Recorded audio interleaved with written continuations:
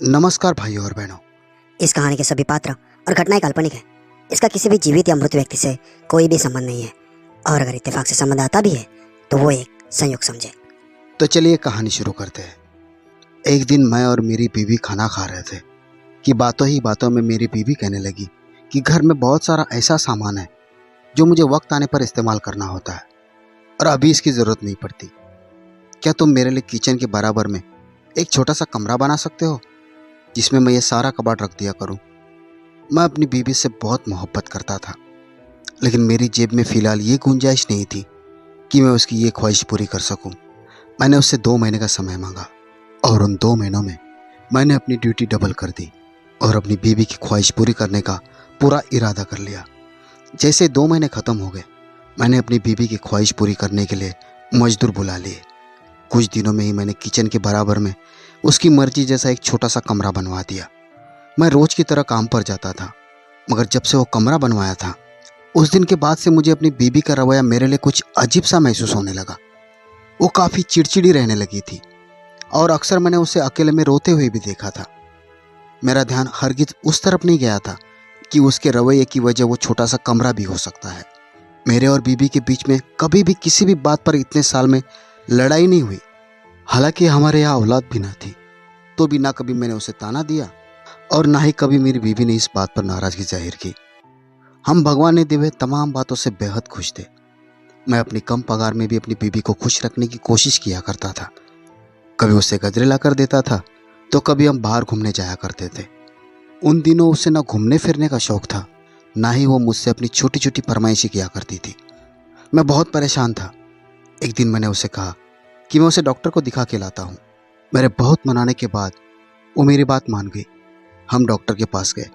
Doctor ने मेरी बीवी के रवैये की वजह इसकी कोई परेशानी बताई। मैं बहुत परेशान हुआ था कि ऐसा क्या हुआ कि मेरी बीवी को बहुत परेशानी होने लगी। मैंने उससे बात की तो उसने कहा कि मुझे कोई परेशानी नहीं है। मुझे लगा कि ये परेशानी औलाद न होने की वजह से है। जब मैंने उसे कहा कि मैं दोबारा तुम्हारा इलाज करवाना चाहता हूँ तो उसने मुझे साफ मना कर दिया कि अब मुझे किसी इलाज की ज़रूरत नहीं है। मैं अपनी बीवी के इस बात से बहुत हैरान हुआ और मैंने गुस्से में आकर उससे वजह पूछी तो कहने लगी कि मेरे पास बच्चे संभालने का वक्त नहीं है। मैं और भी हैरान हो गया। इस छोटे से घर में उसे खाना पकाने के अलावा और छोटी मोटी सफाइयों के अलावा भला क्या काम हो सकता है। एक दिन मैंने अपनी बीवी से दफ्तर जाते हुए कहा कि आज मैं घर पर जल्दी आ जाऊंगा और साथ ही मेरे कुछ दोस्त भी होंगे, तो तुम चाय का इंतज़ाम कर लेना। मेरी इस बात पर मेरी बीवी मुझसे बहुत नाराज़ हो गई और हमें जो कभी लड़ाई नहीं हुई थी, इस बात पर हम खूब लड़े। ये पहली बार नहीं था कि मैं अपने किसी दोस्त को चाय पर बुलाऊं। इससे पहले भी कई बार हुआ है कि मैंने अपने दोस्त को चाय पर बुलाया है और मेरी बीवी ने चाय के साथ कुछ छोटा मोटा नाश्ता भी बनवाया होता था। लेकिन आज उससे अलग बात थी। मेरी बीवी की इस बात पर मैं बहुत हैरान हुआ। ना जाने उसे मेरी जल्दी आने से परेशानी थी या फिर मेरे दोस्त के साथ घर आने पर या फिर हमारे लिए चाय पिलाने पर। बहरहाल मैंने उस दिन जल्दी आने का और अपने दोस्त को साथ लाने का इरादा रद्द कर दिया। कई दिनों तक हमें नाराज़गी रही थी। मुझे ये बात समझ नहीं आई कि मेरी बीवी का रवैया क्यों बदलता जा रहा है। इसी दौरान एक दिन मुझे सख्त बुखार हो गया तो मैं काम पर जाने के भी काबिल नहीं रहा। इतने में मेरी बीवी ने मेरी खूब सेवा की, लेकिन वो मुझे कुछ परेशान परेशान सी लगती थी। ज़्यादातर वक्त किचन में ही गुजारा करती थी। मुझ में इतनी भी ताकत नहीं थी कि मैं उठकर भी उसकी मदद करवा सकूं। वो मेरी बहुत सेवा करती थी। एक दिन मैं बाथरूम की तरफ जा रहा था तो देखा कि मेरी बीवी किचन के पास बैठे हुए रो रही है। मुझे बहुत आश्चर्य हुआ। बहुत पूछने के बाद भी उसने मुझे कोई वजह नहीं बताई और कहा कि बस दिल परेशान हो रहा है। मुझे लगा कि वो मेरी बीमारी की वजह से परेशान है। अगले दिन मैं गहरी नींद में सोया हुआ था कि एकदम से खांसी से मेरी आंख खुल गई और मैंने किसी को धीरे से आवाज़ में बोलते हुए सुना। मैं बहुत हैरान हो गया था कि आखिर मेरी बीवी और मेरे अलावा तो इस घर में कोई है ही नहीं, तो ये फुसफुसाहट किसकी है? मेरी बीवी किससे बातें कर रही है? मैं बहुत परेशान था।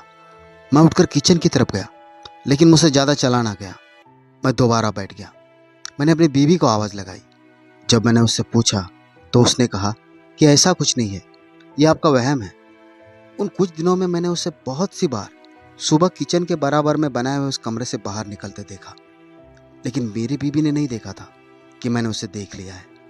एक दिन मेरी तबीयत कुछ बेहतर हुई तो मैं किचन में पानी पीने के लिए गया तो मैंने अपनी बीबी को वहाँ नहीं पाया।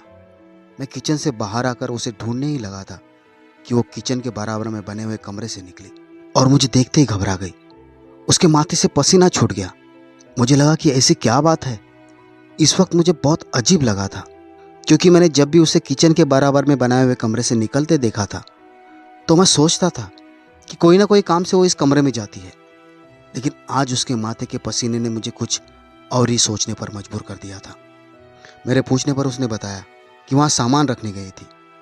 मैंने बात को वही ख़त्म कर दिया।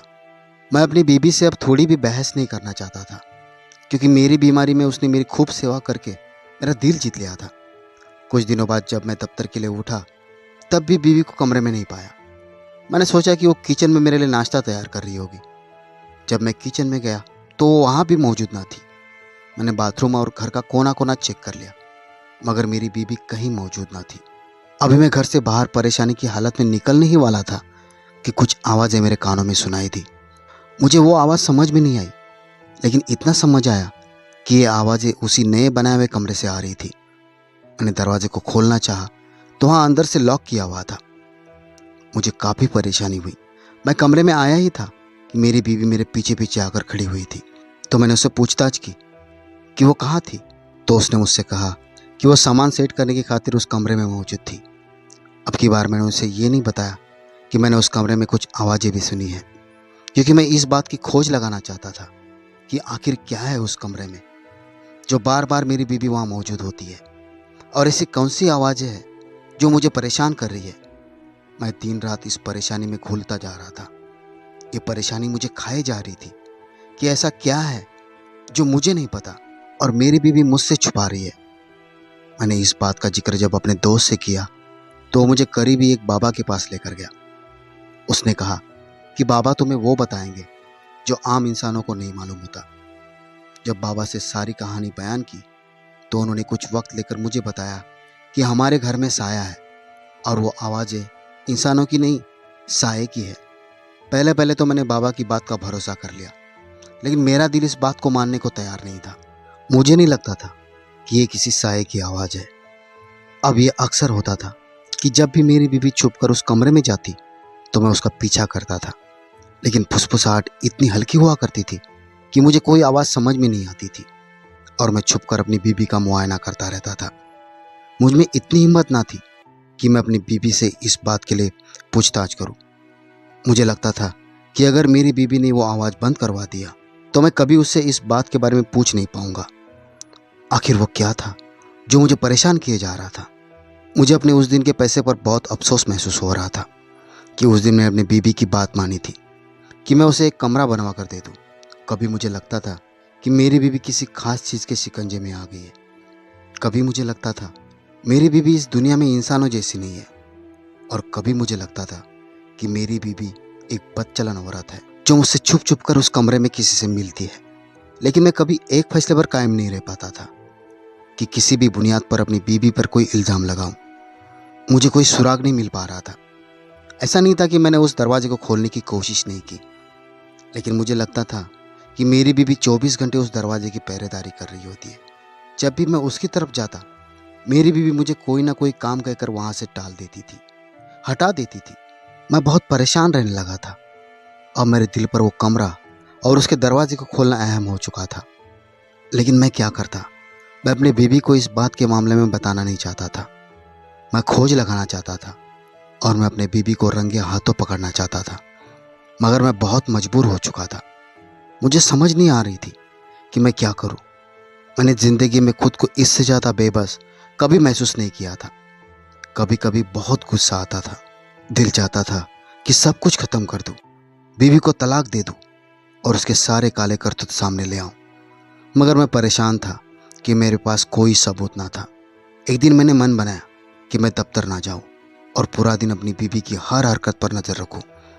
उस दिन मेरी बीवी की काफ़ी तबीयत खराब थी तो मैंने उसे आराम करने की सलाह दी और ख़ुद तैयार होकर दफ्तर जाने के लिए रवाना होने का ड्रामा किया। मैंने बीवी से कहा था कि तुम पलंग से खड़ी ना होना, मैं खुद चला जाऊंगा। बाहर के दरवाजे के पास ही एक अलमारी रखी थी। मैं उसके पीछे छुप गया कि मेरी बीबी को महसूस भी ना हुआ कि मैं घर में मौजूद हूँ। उसने उठकर नाश्ता बनाया और मैं देखकर हैरान रह गया कि वो नाश्ता लेकर उस बंद कमरे के दरवाजे को खोलकर अंदर चली गई। वो दरवाजे को ताला लगाए रखती थी। जब एक दिन मैंने उससे उस ताले के बारे में पूछा था तो उसने कहा था कि उसने अपना कीमती जेवर भी उसी कमरे में छुपा कर रखा है, क्योंकि अगर भगवान ना करे पर अगर कोई चोर आ गया तो वो उस कमरे को कबाड़ खाने का कमरा समझेगा और उस कमरे की तरफ उसका ध्यान ही नहीं जाएगा। उसने कमरे का दरवाज़ा खोला और अंदर नाश्ता ले गई। मैं 2 लोगों का नाश्ता देखकर बहुत हैरान हुआ और चाय के 2 कप देखकर मेरे शंका में और भी बढ़ोतरी हो गई। मेरे घर में मौजूद होने के बावजूद मेरी बीबी ने किसी और को इस घर में रखा हुआ है। मैं गुस्से से खौल रहा था कि ऐसा कौन था जिसे वो दिन रात अपने साथ रखती है, मुझसे भी ज़्यादा अहम समझती है। मैं अंदर ही अंदर तिल मिला रहा था और मान चुका था कि मेरी बीबी एक बदचलन औरत है जिसने मेरे होते हुए किसी आदमी से रिश्ता रखा है।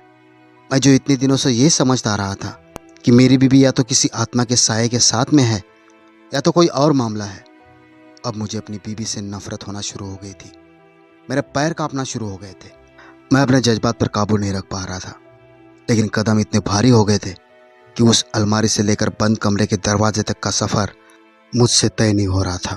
लगता था कि पैरों के नीचे से ज़मीन निकल गई है और किसी ने सिर से आसमान भी छीन लिया है। मैं अपने आप को इस भरी दुनिया में बेबस और मजबूर आदमी समझने लगा था। ये कुछ मिनट मुझ पर इतने भारी थे कि लगता था कि या तो इस दुनिया से कुछ कर जाऊं या फिर अपनी बीबी को जान से मार दूं। मैं जानता हूं और मेरा खुदा जानता है कि मैंने उन चंद कदमों का सफ़र कैसे तय किया। अभी मैं कमरे के दरवाजे पर पहुंचा और मेरे हाथ से जो पसीने से लथपथ थे, मेरा पूरा बदन पसीने से लथपथ हो रहा था और मैं दरवाजे को खोलने के लिए अपने हाथों को जोर दे रहा था कि दोबारा से फुसफुसाहट मेरे कानों में आई। मैं अपने काबू में ना रहा। मुझे तो ये फुसफुसाहट पहले भी समझ नहीं आती थी, तो मैंने दरवाज़ा खोलते एक ज़ोरदार चीख मारी और अपनी बीबी को पुकारा, रेखा। मगर ये क्या, ये नज़ारा देखकर तो मैं हक्का बक्का रह गया। मैं जो अभी तक अपनी बीबी को तलाक देने का इरादा रखता था कि अब मुझसे वो 1 मिनट भी बर्दाश्त नहीं थी, अगले ही सेकंड, लेकिन अपने इरादे पर बहुत ज़्यादा गुस्सा था। मैंने क्या देखा कि वो किसके लिए नाश्ता लेकर गई है और इसके हाथ में जिसके लिए निवाला है और जिसने इस निवाले को खाने के लिए अपना मुंह खोल रखा है, वो मेरी सौतेली माँ है। मैं रेखा को कितना गलत समझ रहा था। कभी उसे जादू टोने वाली औरत तो कभी मैंने उसको बदचलन समझा। मेरी चीख की आवाज़ सुनकर रेखा के हाथ से निवाला गिर गया और मेरी सौतेली माँ, जो मुझे देखकर हक्का बक्का रह गई थी, उसके पसीने छूटने लगे थे। मुझे लगा जैसे किसी ने मेरे कदम ज़मीन में गाड़ दिए हैं। अपने आप को ना जिंदों में पा रहा था ना ही मुर्दों में। रेखा इतने दिनों से मेरी माँ को बंद कमरे में छुपाई उसकी सेवा किए जा रही थी, जो कि मेरा फ़र्ज़ था, लेकिन मैं अपने फ़र्ज़ से भागना चाहता था। मैं कभी भी अपनी सौतेली माँ को माँ मानने के लिए तैयार नहीं था। मुझे वो शुरू से ही पसंद ना थी। मुझे लगता था कि मेरी माँ की मौत की वजह भी मेरी सौतेली माँ ही है। हालांकि मैं जानता था ऐसा कुछ भी नहीं है, लेकिन मेरे मन से कुछ बातें बिल्कुल भी मिट नहीं सकती थी और मैं अपनी सौतेली माँ को कबूल करने पर तैयार ना था। मेरी बीबी ने कई बार मुझे दबे लफ्ज़ों में समझाया था कि माँ आखिर माँ होती है, चाहे वो पालने वाली माँ हो या चाहे पैदा करने वाली। लेकिन इस बात पर मेरी थोड़ी सी नाराज़गी ने मेरी बीबी को उस बात को उजागर ना करने पर मजबूर कर दिया। रेखा ये बात जानती थी कि मैं अपनी माँ से बहुत नाराज़ हूँ और मेरी सौतेली माँ बहुत मजबूरी में रेखा से मदद मांगने के लिए आई थी, क्योंकि उन्हें मेरे बाप के मरने के बाद मकान मालिक ने घर से निकाल दिया था। उसके पास रहने को कोई घर नहीं था। रेखा दयालु औरत थी, मेरी माँ को अपनी माँ जैसा मानती थी, लेकिन घर में झगड़ा ना हो इस वजह से उसने मुझसे ये बात छुपाए रखी और मेरी मजबूर माँ को अपने घर में जगह भी दी। वो बहुत परेशानी की हालत में रहती थी, क्योंकि वो दोनों तरफ से फंस चुकी थी। एक तरफ पति था तो एक तरफ उसके दिल में अपनापन कि वो मेरी माँ को भी अपनी माँ का दर्जा देती थी। रेखा का इतना बड़प्पन देखकर मैं तो ऐसे चुल्लू भर पानी में डूब मरा। रेखा को और अपनी सौतेली माँ को अपने बिस्तर पर बिठाकर मैंने नाश्ता करवाया और सारी बातें सुनकर मैं इतना रोया कि रेखा और मेरी माँ की चुप करवाने पर भी मेरी हिचकियाँ नहीं रुक रही थी। मुझे लग रहा था कि कोई आए और मेरे हाथ काट दे।